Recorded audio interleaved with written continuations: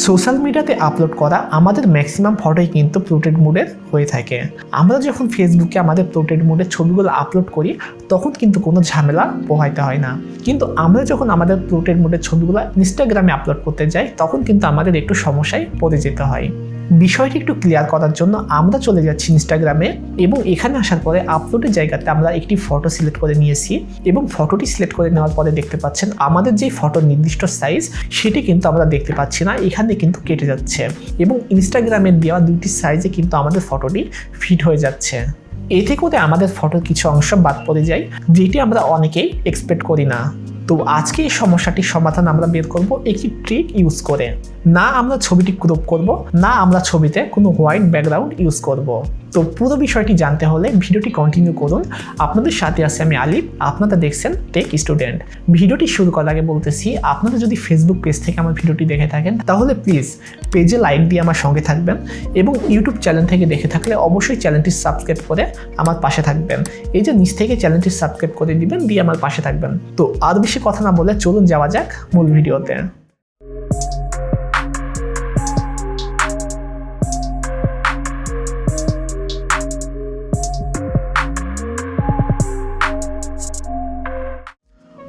আমাদের প্রয়োজন হবে স্ন্যাপশিপ নামের একটি মোবাইল অ্যাপ্লিকেশন। স্ন্যাপশিপ অ্যাপসটির লিঙ্ক আমার ভিডিও নিচে দিয়ে রাখবো, সেখান থেকে আপনারা ডাউনলোড করে নিতে পারেন। তাছাড়াও আপনারা প্লে স্টোর থেকে ডাউনলোড করে নিতে পারেন।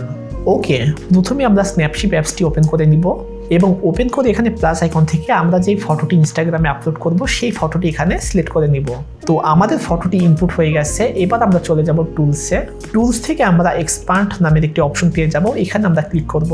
তো এখানে আসার পরে আমাদের ছবির আমরা ডিফল্ট সাইজটি দেখতে পাচ্ছি এবং এখান থেকে আমাদের ডানে বামে একটু করে সরিয়ে আমাদের ছবিটি বড় করে নিতে হবে। এই কাজটি কিন্তু আপনাদেরকে খুব সতর্ক সহকারে আস্তে ধীরে করতে হবে। আপনাদের একবারে ফুল করা যাবে না, আপনাদের একটু একটু করে আপনাদের ছবির অংশটি বাড়িয়ে নিতে হবে। তো দেখতেই পাচ্ছেন আমাদের ছবির কিন্তু ডানে এবং বামে আমরা ছবিটি বাড়িয়ে নিচ্ছি এবং এখানে এসে কিন্তু আপনাদের কোনোভাবেই তাড়াহুড়া করা যাবে না। এই কাজটি কিন্তু খুব সতর্ক সহকারে আস্তে ধীরে আপনাদের করতে হবে।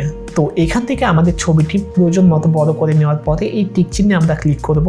এরপরে আমরা আবারও চলে যাব টুলস অপশনে এবং টুলস থেকে আমরা এই অপশনে চলে যাব এবং তারপরে আমরা ছবিটি জুম করে নিব। নেওয়ার পরে আমাদের ছবির যে অংশটুতে একটু দেখতে বাজে লাগছে বা দেখতে ভালো লাগছে না সেই জায়গাতে আমরা একটু করে ব্রাশ করে নিয়ে এই জায়গাটি ঠিক করে নিব।